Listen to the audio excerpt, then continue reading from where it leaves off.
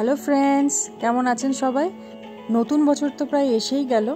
New year উপলক্ষে হোটেলে যে বেকারি শপটা আছে সেখান থেকে এই কেক আর কুকিজগুলো দিয়ে গেছে। আজকে আমরা ডেজার্ট সাফারিতে যাব, তার জন্য সমস্ত বুকিং করা আছে। এখানে 31 কিন্তু ভীষণ ভিড় হয়, সেজন্য হোটেল থেকে জানিয়ে দেওয়া হয়েছে যে রাস্তাঘাট সব বন্ধ থাকবে আর গাড়ি ঘোড়াও সেরকম পাওয়া যাবে না 4টের পর থেকে। আজ একবার হোটেলের লন্ড্রিতে যেতে হবে। হোটেলের প্রত্যেকটা রুমে এরকম একটা কি আছে। 5th, 15th আর 20th ফ্লোরে এই লন্ড্রিটা আছে। অনেক জামা কাপড় জমে আছে, সেগুলো সব কাচতে হবে এবার। বুর্জ খালিফাতে 31 নাইটে অনেকে লাইটিং শো দেখতে যায়, কিন্তু রাস্তা সব বন্ধ হয়ে যায় 4টে থেকে। তো আপনাকে হেঁটে যেতে হবে বা 4টের আগে যেতে হবে, আবার হেঁটে ফিরে আসতে হবে, তখন আর গাড়ি পাবেন না আপনি। যাই হোক, আমরা এখন বেরিয়ে পড়েছি ডেজার্ট সাফারির জন্য। আমাদের সঙ্গে আরেকটা ফ্যামিলিও যাচ্ছে। যাওয়ার পথে প্রথমেই আমরা দেখে নিলাম কিং প্যালেস। দুবাইয়ের যিনি কিং বা শেখ তিনি এখানেই থাকেন। এখন আমরা পৌঁছে গেছি ডেজার্টে। এখানে এই বিভিন্ন ধরনের গাড়ি রয়েছে, এই গাড়িতে করে আপনি এরকম ডেজার্টের মধ্যে ঘুরে বেড়াতে পারেন। তো আমাদের সাহসে কুলায়নি, ভীষণ ভয় লাগছিল। তো আমরা আরেক জায়গায় চলে গেলাম। সেখানে এবারে দেখুন গাড়িগুলো কিভাবে যায়। ভয়ঙ্কর সুন্দর অভিজ্ঞতা বলতে পারেন।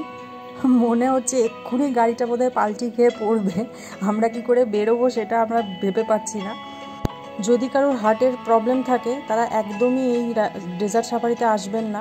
এই ডেজার্ট সাফারি যতটা আনন্দদায়ক ঠিক ততটাই ভয়ঙ্কর। মানে আমার গাড়িটা যেভাবে ড্রাইভার চালাচ্ছিলেন, আমার সত্যি বলছি ভীষণ ভয় লাগছিল। প্রত্যেকটা গাড়ি এমনভাবে চালাচ্ছে মনে হচ্ছে এক্ষুনি উল্টে যাবে। আর হেভি কিছু খেয়ে এই গাড়িতে একদমই উঠবেন না, কারণ আপনার বমি হবেই হবে। আমি অনেককে দেখলাম বমি করতে করতে রাস্তা দিয়ে যাচ্ছে। আর ডেজার্ট সাফারিতে এলে অবশ্যই স্নিকার্স টাইপ জুতো পরে আসবেন। স্লিপার্স বা ফ্যান্সি টাইপ কোনো শ্যু পরে আসবেন না, কারণ অনেক দেখলাম জুতো এখানে পরে রয়েছে যারা হয়তো এরকম ফ্যান্সি জুতো পরে এসেছিল, কারণ এই বালির মধ্যে এভাবে যাওয়া সম্ভব নয় একদমই জুতো ছাড়া। আর এই যে একে দেখুন, একে উঠতেই হবে কষ্ট করে, যেমন করে হোক। ও স্লাইডিং করবে বলে উঠছে। এই ডেজার্টে শুনলাম অনেক রকমের বিছে আর সাপও আছে। এই স্যান্ডবোর্ডগুলো ড্রাইভাররাই ক্যারি করে, কারণ এগুলো আপনার প্যাকেজের মধ্যেই ইনক্লুডেড, আলাদা কোনো চার্জ দিতে হবে না। তবে এখানকার প্রত্যেকটা ড্রাইভার কিন্তু গাড়ি চালানো একদম এক্সপার্ট যাকে বলে। এখান থেকে আবার আমরা চলে গেলাম আর একটা অন্য জায়গায়, যেখানে ক্যামেল রাইড করানো হয়। এখানকার বালিগুলো দেখেছেন, একেবারে পাউডারের মতন। উঠে পড়েছি ক্যামেলের পিঠে। এখানেও একটা ছোটোখাটো লাইন ছিল, তবে ক্যামেল রাইডটা করে আমাদের একদমই মন ভরেনি, কারণ একবারই মাত্র ঘুরিয়েছিল। ক্যামেল রাইড করে আমরা চলে এলাম ডিনার করতে। ডিনারটা প্যাকেজের মধ্যেই ইনক্লুডেড ছিল, এখানে অনেক রকম আইটেম দিয়েছিল। আর ডিনার করতে করতে সবাই আমরা ডান্সও দেখব। ডিনারে 2 রকম সার্ভিস ছিল, বুফেও ছিল, আবার এরকম টেবিলেও আপনি সার্ভিস নিতে পারেন। আমরা টেবিলের সার্ভিস নিয়েছিলাম, কারণ ওই গুঁতোগুতি করে বুফেতে খাওয়া আমার একদমই পছন্দ নয়।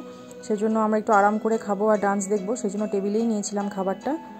এদিকে খাবারে অনেক কিছু রয়েছে, রুটি, ভেজিটেবলস, বিভিন্ন রকমের পাস্তা, সাদা ভাত, পোলাও, চাউমিন, আরও অনেক কিছু রয়েছে। স্ন্যাক্সেও অনেক কিছু দিয়েছিল, যেগুলো আমরা খেয়ে নিয়েছি। এখানে চিকেন কারি রয়েছে, এখানে ভিন্ডির একটা আইটেম রয়েছে, আর এখানে কিছু চিকেনের আইটেম রয়েছে। সফট ড্রিঙ্কসও ছিল অনেক। এখানে আরও অনেক কিছু অ্যাক্টিভিটিসও রয়েছে, এই যেমন এরকম ফ্যালকন নিয়ে আপনি ফটো তুলতে পারেন, এটাও প্যাকেজের মধ্যে ইনক্লুডেড। মেহেন্দিও পড়তে পারেন, তাছাড়া আরও অনেক কিছুই রয়েছে। আপনারা এবারে ডান্স দেখুন, আমরাও ডিনারটা ভালো করে করি ডান্স দেখতে দেখতে। আপনারা ডান্সটা এনজয় করুন। আজকের মতন ভিডিওটা এখানেই শেষ করছি। দেখা হবে পরের কোনো একটা ভিডিও।